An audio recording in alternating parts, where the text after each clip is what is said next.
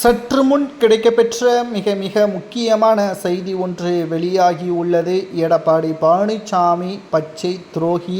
அதிமுகவில் எடப்பாடி பழனிசாமி அவர்கள் இருக்கும் வரைக்கும் வெற்றியடைவது கடினம் என்று முன்னாள் அமைச்சரும் அதிமுகவிலிருந்து நீக்கப்பட்ட செங்கோட்டையன் அவர்கள் மீண்டும் ஒரு முறை தெரிவித்துள்ளார்.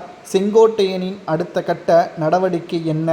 அவர் அதிமுகவிலிருந்து நீக்கப்பட்ட நிலையில் மீண்டும் அவரால் அதிமுகவில் இணைய முடியுமா, அல்லது புதிய கட்சியோ அல்லது ஓபிஎஸ் அணியில் இணைய உள்ளாரா என்ற தகவலையும் இந்த வீடியோவில் முழுமையாக நாம் பார்க்க போகிறோம்.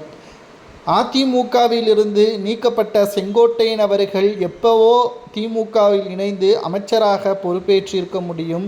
தற்பொழுது திமுகவில் செந்தில் பாலாஜி அவர்கள் எந்த ஒரு இடத்தில் உயர்ந்த இடத்தில் ஸ்டாலினுக்கு நெருக்கமாக இருக்கிறாரோ அதேபோல் செங்கோட்டையனும் இருந்திருக்க முடியும் மறைந்த முதல்வர் ஜெயலலிதா அவர்கள் மறைவிற்கு பிறகு. ஆனால் எம்ஜிஆர் காலத்தில் இருந்து அரசியலில் தற்பொழுது வரை பயணித்து வரக்கூடிய செங்கோட்டையன் அவர்கள் தனது முழு அரசியலும் அதிமுகவின் வளர்ச்சிக்காகவும் தமிழக மக்களின் வளர்ச்சிக்காகவும் மட்டும்தான் இருக்கும்.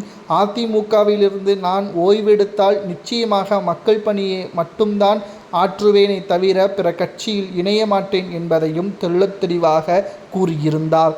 மேலும் ஓபிஎஸ், சசிகலா, டிடிவி தினகரனுடன் இணைந்து அதிமுகவை மீட்டெடுப்பதற்கான முயற்சிகளை நாங்கள் மேற்கொள்வோம் என்பதையும் செங்கோட்டையன் அவர்கள் அழுத்தம் திருத்தமாக கூறியுள்ளார்.